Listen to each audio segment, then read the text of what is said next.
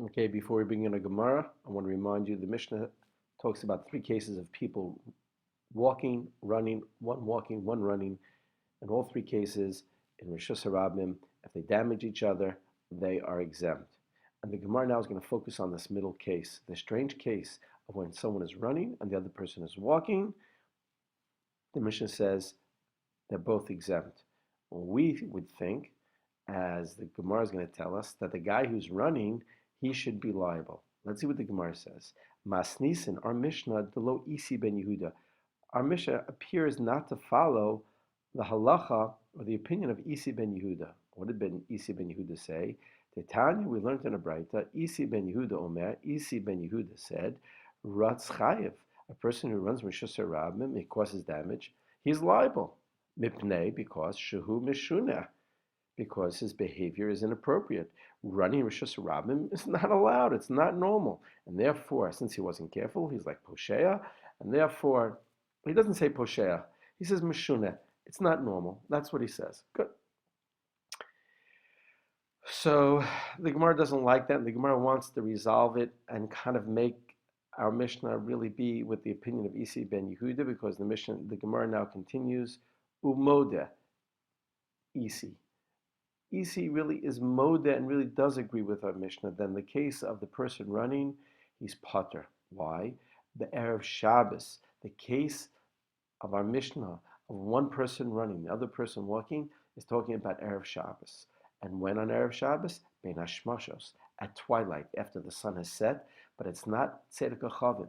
In such a case, a person is running, Shehu Potter. He is exempt from any damages he caused, Mifnei, because Sheratz Bereshus.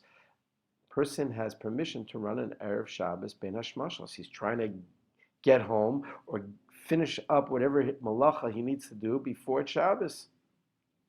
Again, it's really questionable when you really can do malacha ben hashmashos. We say that we don't do malacha ben hashmashos, but a person is running. Maybe he's running to shul. Maybe he's running to take care of last minute things. It's normal. Therefore, Isi would agree with our Mishnah and say that the case of the person running and the case of the person walking, they are both exempt because the circumstances, the time of day, it's Erev Shabbos Bein Hashmashos, and it's normal that everybody's kind of rushed. So now the Gemara really questions, and so now, the Gemara now says, Amar Rabbi Yochanan. Rabbi Yochanan comes along and says, Halacha ki Isi ben Yehuda. The halacha follows Isi ben Yehuda. Okay, seems like a very simple statement. But the Gemara says, Rabbi Yochanan, mi Amar Rabbi Yochanan, hache? Did Rabbi Yochanan actually say this? Our Mishnah doesn't have any opinions listed. It's an anonymous Mishnah. It's three halachot, not assigned to anybody's opinion. That is called a stam Mishnah, a plain Mishnah. And Rabbi Yochanan has taught us that when it comes to a stam Mishnah, an anonymous Mishnah, with no names, no opinions that do not have names attached to it, Rabbi Yochanan said, Halacha is stam Mishnah. Halacha is like stam Mishnah. So how could Rabbi Yochanan come along and say that the Mishnah follows Isi ben Yehuda when Rabbi Yochanan has taught us Halacha is stam Mishnah? Halacha is like stam Mishnah. It's a halacha, period. Where does Rabbi Yochanan come off and attributed the Mishnah to Isi ben Yehuda?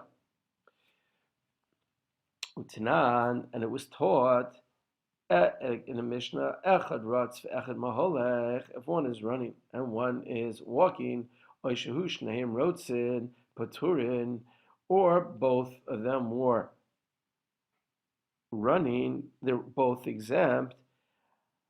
Masnisin, our Mishnah is teaching us, it's a case of Erev Shabbos Bein Hashmashos.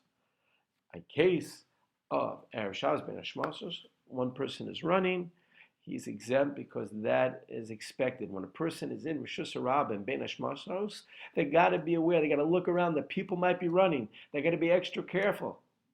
Because of that time, people are rushed. And therefore, our Mishnah follows the opinion of Isi ben Yehuda, even though it is a stam Mishnah. And now we have clarity about this case. we'll tune into the next Hezber, and we'll see what the next Gemara's question is going to be.